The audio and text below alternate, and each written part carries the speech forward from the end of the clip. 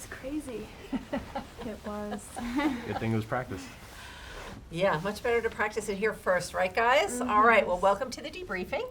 So as we were coming down the hall, I heard you guys making some comments about what happened in the case, and I want you to hang on to that stuff. We're going to examine all that stuff as we go through the debriefing. I'm going to ask you for your initial reactions. We're going to take about 25 minutes or so to do this debriefing. Before we get started, I always like to touch back on the basic assumption. Let's just remember that all of us are intelligent, capable people who care about doing our best and want to get better, okay? All right, first thing I want to do before we start talking is check in with you guys and ask you how you feeling right now. I feel okay right now. I feel pretty confident. A little bit nervous, but okay. Okay, great. Nick, how you feeling? I guess I feel a little overwhelmed and maybe a little excited.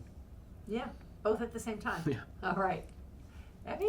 Yeah, I'm feeling pretty much the same, very overwhelmed, but also a little excited. Okay, so not overwhelmed in a terrible way? No, Just- no, okay, not at all. Okay, it was a lot though. Okay, well, we went over what we were going to be talking about in the pre-briefing, and we've got the objectives over there written down, but just as a reminder, what you guys were working on in this case was applying the nursing process to a patient who is having an acute psychotic episode and getting aggressive.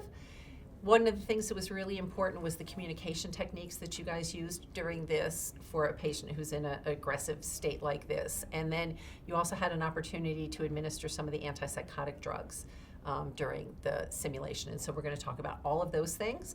Is there anything else on your mind that you guys want to talk about that I didn't mention before we get started? No, I don't think so. Okay, all right.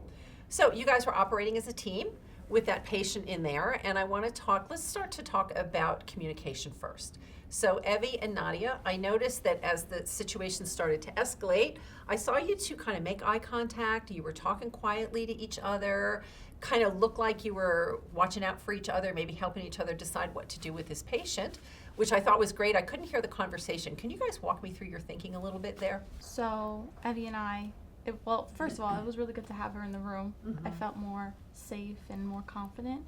So it was definitely good having her there with me. I'm not sure if you want to add anything to it.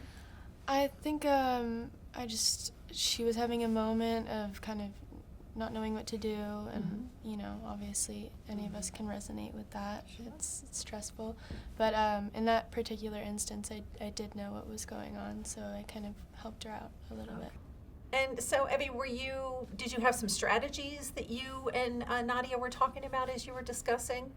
I think a lot of it was just to kind of stay focused, not try to get lost in how overwhelming it can be to take care of a patient suffering Yeah, from so it. definitely wanted to keep the patient calm. Great.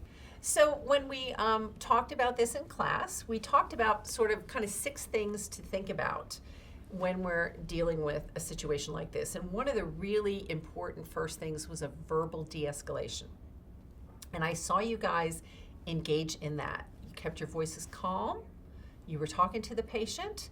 And Nick, I thought you did some really important work there in kind of talking to the patient and validating what the patient was going through. Can you talk to me a little bit more about your approach on that? Yeah, well, I noticed they were really agitated, and so I wanted to make sure they felt like we were connecting and that they had the support that they needed. Yeah, I think that talking to a patient in that way makes the patient feel like we're not doing something to them, but kind of like we're all on the same team and the patient is a part of the team. And I really saw the patient respond to that. Yeah. So I thought you guys did a really nice job of that. Keeping your voices quiet, super important. And there was one other thing that is so important for safety's sake that I saw you guys do. And Nick, I saw you kind of motion to them a little bit to bring them over a little bit closer to you in the door. And I think that's one of those strategies we talked about, is be aware of where the exit is in situations like this. So can you all, Nick, why don't you get us started and talk to me about your priorities and your strategies there? Yeah, I thought it was important that we gave the patient space, Yeah. but also made sure that, there wasn't a clear exit, just in case. Great, great. So really nice job in kind of using those 6 strategies. And then Evie, one of the other strategies is like making choices about medications to give. And I know that this patient had both midazolam and haloperidol on their chart. I was kind of waiting to see which one you were going to choose. I saw a little bit of collaboration going on with your peers. You ended up choosing the midazolam, which I think was the right choice in this situation. So can you just let me know how you made that choice?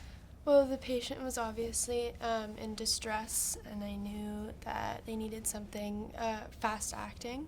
So I went with the medication that would yield the quickest results. Yeah, great choice. Did you guys have a little discussion about that when you were at the medication cart? Yeah, we definitely did. Yeah, really good choice. And I think, this goes back to those 5 rights of medication. We want the right medicine for the right patient at the right time, et cetera, with all the other rights. But in this situation, haloperidol can be and probably will be a good drug for this person at some point, but in this acute stage, exactly what you said, Evie, fast acting. And so, this really highlights the importance of keeping medication knowledge kind of uppermost in your mind, especially when you know what kind of patients you're going to be dealing with. And so I think that was just another really great strategy that you guys used during this simulation.